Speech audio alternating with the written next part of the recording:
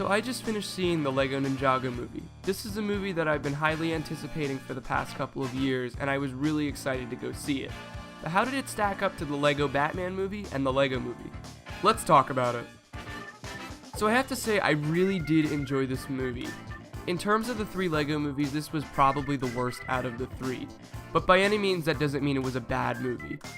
And to avoid spoilers, I'm going to keep this talk as spoiler-free as possible. So I wanted to start off by talking about the history of the Ninjago series in general. The series came out back in 2011 to much wide appeal, and honestly, it was probably one of the biggest things to happen in my life. I loved the show and the series in general, and I mean the show, it was so well thought out, the characters were so well rounded, the villains were all super unique and cool as they evolved over the years. It was just such a great show and it was such a great theme, and I'm so happy that it's been able to continue to this day in this 7-year run that it's had so far. Even though this was a reboot, I really liked some of the references that they had to the original TV series. For example, you see the pink ninja who's referred in this movie to as the fuchsia ninja, and you even see the Skulkin in the film as well at one point. But it was really nice seeing the Weekend Whip show up in the film as well. It was a very integral part of the original TV series, and I'm happy that it was able to be heard in the film.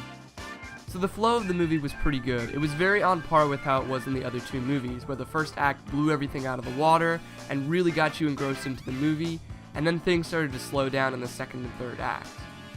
My least favorite act had to have been the second, but it's odd because my favorite scene had to have been in the second act as well. Next up, I'm going to talk about the animation, and honestly, this movie does not skimp out on the animation.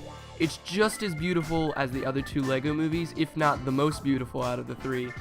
And I honestly have to say, I don't know why people are complaining so much about these naturalistic elements that aren't actually LEGO in the film. I feel like Warner Brothers made the right call in actually making some of the elemental parts of the film, like the water and fire and ice, actually made out of those physical elements, as opposed to LEGO bricks. But I feel like some of the foliage that was used to simulate plants and trees in the background may have been overused in some spots, but I mean there was a section of the movie that was supposed to take place in a jungle filled with this stuff. Now I'm going to give you a little rundown of each of the voice actors in the film.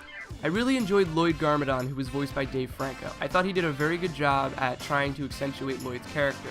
It was kind of odd transitioning from a girl voicing Lloyd to a guy voicing Lloyd, but it didn't make that much of a difference.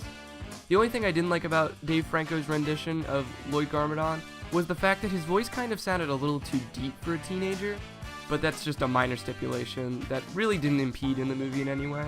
Olivia Munn voiced Coco in the film, who was Garmadon's ex-wife and Lloyd's mother, and I thought she did a very good job. She had not very much screen time, but what she did have to say in the film was pretty good.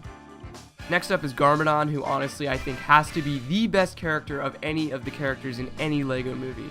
Justin Theroux had an amazing, over-the-top, and a hilarious performance in the film, and I think he has to top Will Arnett in terms of being my favorite character from the three films. I really enjoyed his rendition of Garmadon. I feel like the character of Garmadon in this film was much better and improved on from the TV series, and he was just such a crazy, narcissistic guy that was just so lovable. All of his jokes were really funny, and I hope that Garmadon makes more appearances in the upcoming LEGO film.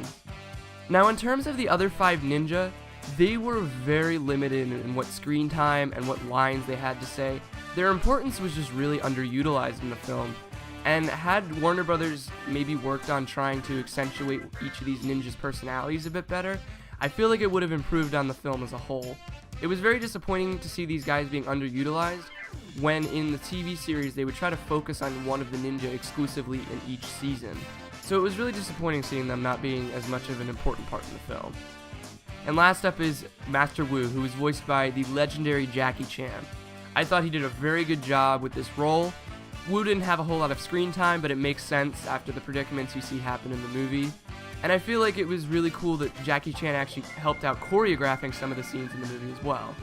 The action in this film was amazing. The only thing I didn't like about the action in the film was the fact that there was so little of it.